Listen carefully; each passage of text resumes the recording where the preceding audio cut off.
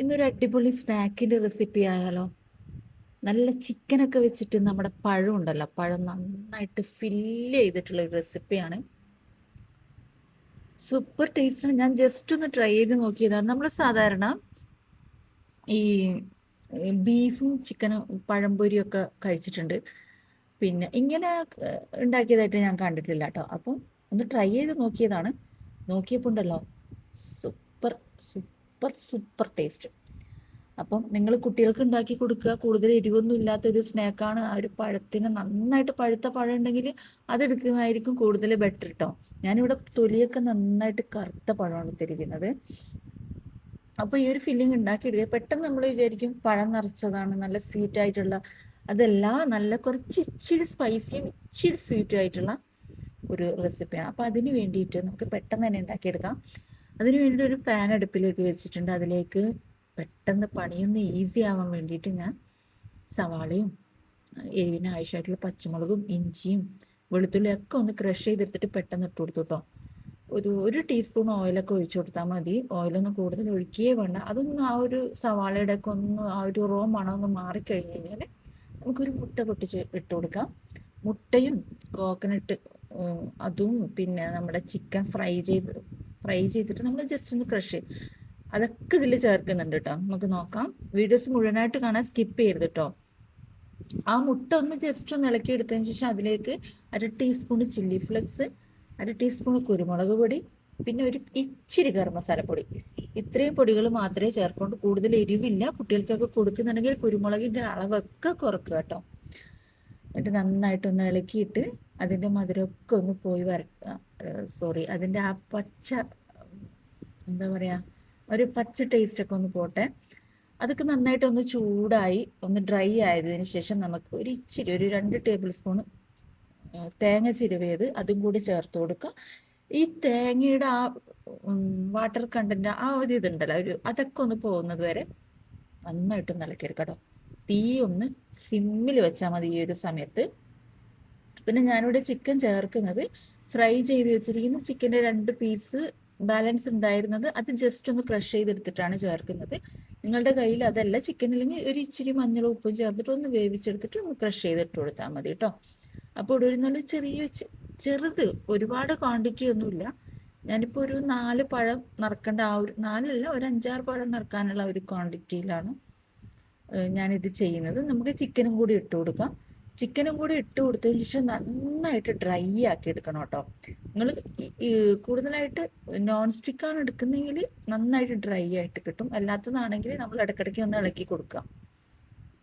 നന്നായിട്ട് ഡ്രൈ ആയി വന്നിട്ടുണ്ട്. അപ്പം ഇതിൻ്റെ ഇടയിൽ പറയാൻ വിട്ടുപോയ ഒരു കാര്യമുണ്ട്. വീഡിയോസ് ആദ്യമായിട്ട് കാണുന്ന ആരെങ്കിലും ഉണ്ടെങ്കിൽ പ്ലീസ് ഒന്ന് ചാനലൊന്ന് സപ്പോർട്ട് ചെയ്യാം. ഇഷ്ടപ്പെടുകയാണെങ്കിൽ ഒന്ന് ലൈക്ക് ചെയ്യുക. എന്തെങ്കിലും കമൻറ്റിലൂടെ എന്തെങ്കിലും ഒരു ഹാർട്ടോ ഒരു ലൈക്കിൻ്റെ ചിഹ്നം എന്തെങ്കിലും ഒന്ന് കമൻ്റായിട്ട് അറിയിക്കുക. ഒന്ന് ട്രൈ ചെയ്ത് നോക്കിയിട്ട് എൻ്റെ ഫീഡ്ബാക്ക് അറിയിക്കുക.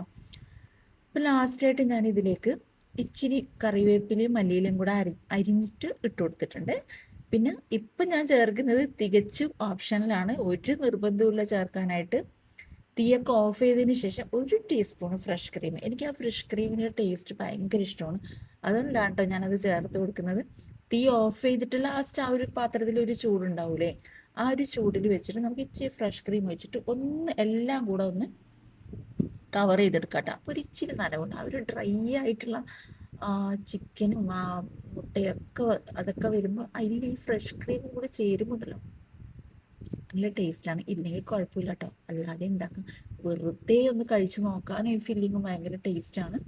ഇപ്പം ഞാൻ നന്നായിട്ട് പഴുത്ത പഴമാണ് എടുത്തിരിക്കുന്നത്. അതിൻ്റെ മുകളിലത്തെ തൊലി ഇങ്ങനെ അടർത്തി മാറ്റുക. അടിഭാഗത്തെ തൊലി അങ്ങനെ തന്നെ വെക്കുക, എടുത്ത് മാറ്റരുത്. കാരണം നമ്മൾ നന്നായിട്ട് ഡീപ്പായിട്ട് ഫില്ല് ചെയ്തിട്ടാണ് ഇത് നിറക്കുന്നത്. അപ്പോൾ പെട്ടെന്ന് പഴം പൊട്ടിപ്പോകാനും അടിഭാഗത്ത് ഇങ്ങനെ എന്താ പറയുക ഓപ്പണായി വരാനൊക്കെ ചാൻസ് ഉണ്ട്. അപ്പോൾ അടിഭാഗത്തുള്ള തൊലി നിങ്ങൾ അങ്ങനെ തന്നെ വെക്കുക.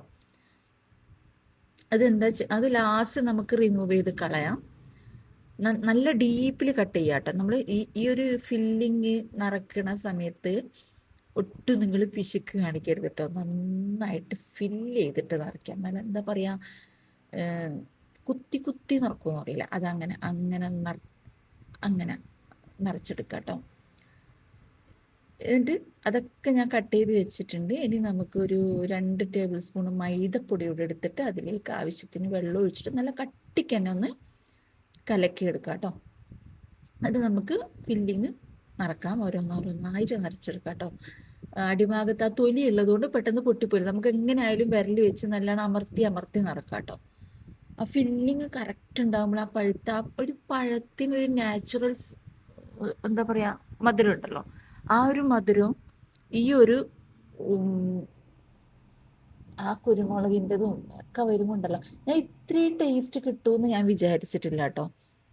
അപ്പോൾ നിങ്ങൾ ട്രൈ ചെയ്ത് നോക്കുക, തീർച്ചയായിട്ടും ട്രൈ ചെയ്ത് നോക്കേണ്ട ഒരു ഐറ്റമാണ്. കുട്ടികൾക്കൊക്കെ ചായയുടെ കൂടെ ആയാലും രാവിലെ ആയാലൊക്കെ കൊടുക്കാം കേട്ടോ. ബ്രേക്ക്ഫാസ്റ്റിൻ്റെ പകരം ഇതൊക്കെ കൊടുത്താൽ മതി, അധികം ഓയിലൊന്നും ഇല്ലല്ലോ. അപ്പോൾ നന്നായിട്ട് നല്ലോണം ഫില്ല് ചെയ്ത് വെക്കുക. അങ്ങനെ എല്ലാം ഫില്ല് ചെയ്തെടുത്തതിന് ശേഷം നമ്മൾ ഡീപ്പ് ഫ്രൈ അല്ല ചെയ്യുന്നത്, നമ്മളിങ്ങനെ പാനിൽ വെച്ചിട്ട് ജസ്റ്റ് 1 ടീസ്പൂൺ ഓയിൽ ഒഴിച്ചിട്ടാണ് ഫ്രൈ ചെയ്തെടുക്കുന്നത്. ഡീപ്പ് ഫ്രൈ ചെയ്യേണ്ട ആവശ്യമില്ല. അഥവാ അങ്ങനെ ഫ്രൈ ചെയ്ത് കഴിക്കാൻ താല്പര്യമുള്ളവർ അങ്ങനെ ചെയ്യും. ഞാനിപ്പോൾ ഇച്ചിരി 1 ടേബിൾ സ്പൂണ് ഓയിലാണ് ഒഴിച്ചു കൊടുത്തിരിക്കുന്നത്. എന്നിട്ട് നമുക്ക് ഈ കലക്കിയ മൈദ അത് നന്നായിട്ടൊന്ന് ചൂടായി വന്നതിന് ശേഷം ഹൈ ഫ്ലെയിമിലിടരുത്, മീഡിയം ഫ്ലെയിമിലിടുക, അല്ലെങ്കിൽ ഒരു സിമ്മിൻ്റെയും മീഡിയത്തിൻ്റെയും നടുക്കുണ്ടല്ലോ അങ്ങനെ ഇടുക. എന്നിട്ട് നമുക്ക് അതിൻ്റെ മുകളിൽ ആ മൈദപ്പൊടിയുടെ ബാറ്റർ ഒന്ന് കവർ ചെയ്ത് കൊടുക്കാം കേട്ടോ. സാധാരണ നമ്മൾ മുട്ടയും തേങ്ങയും ഒക്കെ നമ്മുടെ ഈ കണ്ണൂർ തലശ്ശേരി ഭാഗത്തൊക്കെ അങ്ങനെയുള്ള ഫില്ലിങ് നിറച്ചിട്ടാണ് പഴം നിറച്ചത് ഉണ്ടാക്കുന്നത്.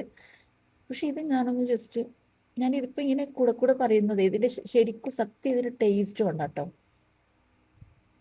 സൂപ്പർ ടേസ്റ്റാണ് കേട്ടോ. നിങ്ങൾ ഉണ്ടാക്കി എന്തായാലും തീർച്ചയായിട്ടും ഉണ്ടാക്കി നോക്കും. എന്നിട്ട് ഇങ്ങനെ കവർ ചെയ്തിടാം. ഈ ഒരു തൊലി ഉണ്ടായത് കൊണ്ട് പൊട്ടിപ്പോകാതെ കിട്ടി കണ്ടോ. അതിൻ്റെ പുറകു വശം ഓപ്പണായി വന്നിട്ടുണ്ട്. അതുകൊണ്ടാണ് ഞാൻ പറഞ്ഞത് ലാസ്റ്റ് ഇതിൻ്റെ തൊലി എടുത്ത് മാറ്റിയാൽ മതി എന്നുള്ളത്. ഇനി അതിൻ്റെ മുകളിൽ ഇച്ചിരി മൈദപ്പൊടി വെച്ചിട്ട് നമുക്ക് കവർ ചെയ്യാം, മൈദയുടെ ബാറ്റർ വെച്ച് കവർ ചെയ്യാം. അപ്പോൾ തൊലി കട്ട് ചെയ്ത് കളയാതെ നിങ്ങൾ ലാസ്റ്റ് ഇങ്ങനെ ചെയ്താൽ മതി കേട്ടോ. ഫ്ലെയിം എപ്പോഴും ഒരു മീഡിയത്തിനും ലോനും ഇടയിലേക്ക് വെക്കാം. കാരണം ഡീപ്പ് ഫ്രൈ ആകുമ്പോൾ നമുക്ക് പെട്ടെന്ന് പൊരിച്ച് കോരി എടുക്കാൻ പറ്റും. നമ്മൾ ഡീപ്പ് ഫ്രൈ അല്ല ചെയ്യുന്നത്. അപ്പം വീഡിയോസ് എല്ലാവർക്കും ഇഷ്ടപ്പെടുമെന്ന് വിശ്വസിക്കുന്നു. ഇഷ്ടപ്പെടുകയാണെങ്കിൽ പ്ലീസ് ഒന്ന് ലൈക്ക് ചെയ്യുക. എന്തെങ്കിലുമൊക്കെ അഭിപ്രായങ്ങളോ എന്തെങ്കിലുമൊക്കെ ഉണ്ടെങ്കിലുണ്ടല്ലോ നിങ്ങൾ കമൻറ്റ് ബോക്സിലൂടെ അറിയിക്കുക. എന്തെങ്കിലും തെറ്റ് കുറ്റങ്ങളൊക്കെ ഉണ്ടെങ്കിൽ അറിയിക്കുക. അതുപോലെ തന്നെ ഇതുവരെ എന്നെ സബ്സ്ക്രൈബ് ചെയ്ത എല്ലാ സബ്സ്ക്രൈബേഴ്സിനും ഒരുപാട് നന്ദിയുണ്ട് കേട്ടോ. അതുപോലെ തന്നെ പുതിയതായിട്ട് കാണുന്ന ആരെങ്കിലും ഉണ്ടെങ്കിൽ പ്ലീസ് ഒന്ന് ചാനലൊന്ന് സപ്പോർട്ട് ചെയ്തിട്ട് കാണുക. മറ്റുള്ളവരിലേക്ക് ഷെയർ ചെയ്ത് കൊടുക്കുക, ലൈക്ക് ചെയ്യുക, എന്തെങ്കിലുമൊക്കെ കമൻറ്റ് ചെയ്യുക. എന്താ പറയുക, ഇനി ഒരുപാട് റെസിപ്പീസ് വരുന്നതായിരിക്കും. നമ്മൾ നോമ്പും പെരുന്നാളും ഒക്കെ അല്ലേ വരുന്നത്. അപ്പോൾ ഒരുപാട് റെസിപ്പീസ് ഇടുന്നതായിരിക്കും. അപ്പോൾ അതൊന്ന് തിരിച്ചും മറിച്ചൊക്കെ നല്ല കെയർഫുള്ളായിട്ട് തിരിച്ചും മറിച്ചൊക്കെ ഇട്ട് കൊടുക്കുക കേട്ടോ. ഒരു നേരിയ ബ്രൗൺ കളറായി വന്നതിന് ശേഷം തിരിച്ചു മറിച്ചൊക്കെ. ഇപ്പം ഞാൻ ഇപ്പോൾ ഫ്ലെയിം ഓഫ് ചെയ്തിട്ടുണ്ട്. ഇനി നമുക്ക് വേറൊരു പാത്രത്തിലേക്ക് മാറ്റാം. അപ്പോൾ കണ്ട നമ്മൾ ഒഴിച്ച ഓയിൽ അങ്ങനെ തന്നെ ആ ഒരു പാനിലുണ്ട് കേട്ടോ. അപ്പോൾ ഒട്ടും എണ്ണയൊന്നും കുടിക്കാതെയാണ് നമ്മൾ ഈ സ്നാക്ക് ഉണ്ടാക്കിയെടുത്തിരിക്കുന്നത്. ഒഴിച്ച അത്രയും ഓയിൽ അതിൽ തന്നെ ഉണ്ട്. പിന്നെ ഇച്ചിരി കൂടുതലായിട്ട് കാണും നമ്മൾ ആ പഴത്തിൻ്റെ വാട്ടർ കണ്ടൻ്റ് ഒക്കെ ഉണ്ടാവുമല്ലോ, അതാണ്. അപ്പോൾ ഒന്ന് നന്നായിട്ട് ഫ്രൈ ഈ ഒരു പരുവത്തിലായതിന് ശേഷം നമുക്ക് വേറൊരു പാത്രത്തിലേക്ക് മാറ്റിയിട്ട് കട്ട് ചെയ്ത് നോക്കട്ടോ. അപ്പോൾ നിങ്ങൾ എനിക്ക് കുട്ടികളാണ് കേട്ടോ മെയിൻ. അപ്പോൾ കുട്ടികൾക്ക് ഉണ്ടാക്കി നോക്കുക, ഉണ്ടാക്കി കൊടുക്കുക, കഴിപ്പിക്കുക. കൂടുതൽ എരിവൊന്നും ഇല്ലാത്തതാണ്. മുട്ടയും ചിക്കൻ ഫ്രൈ ചെയ്തതും ഒക്കെ അല്ലേ, പിന്നെ തേങ്ങയൊക്കെ അല്ലേ, ഒരുപാട് ഓയിലോ എണ്ണയോ ഒന്നുമില്ല. നമ്മൾ ഒഴിച്ച ഓയിലും പിന്നെ ആ പഴത്തിൻ്റെ ആ ഒരു ഇതൊക്കെയാണ്. അത് ആ പാനിൽ തന്നെ ബാക്കിയുണ്ട്. അപ്പോൾ എണ്ണയൊന്നും കുടിക്കാത്ത ഒരു സ്നാക്കിൻ്റെ റെസിപ്പിയാണ്. ഹെൽത്തിയാണ്, നേന്ത്രപ്പഴമാണല്ലോ, അപ്പോൾ ഹെൽത്തിയും കൂടാണ്. അപ്പോൾ ഞാൻ ഇതൊന്ന് കട്ട് ചെയ്ത് കാണിക്കാം. നിങ്ങൾക്ക് എല്ലാവർക്കും വീഡിയോസ് ഇഷ്ടപ്പെട്ടെന്ന് വിശ്വസിക്കുന്നു. പറഞ്ഞതുപോലെ ചാനൽ സപ്പോർട്ട് ചെയ്യുക. ഫേസ്ബുക്കിലാണ് കാണുന്നതെങ്കിൽ ഫോളോ ചെയ്യുക, സബ്സ്ക്രൈബ് ചെയ്യുക, ലൈക്ക് ചെയ്യുക. ലൈക്ക് ചെയ്യാനായിട്ടൊന്നും ആരും മറന്നു പോകരുത്. അപ്പോൾ ഒന്ന് കട്ട് ചെയ്ത് കാണിക്കാം കേട്ടോ.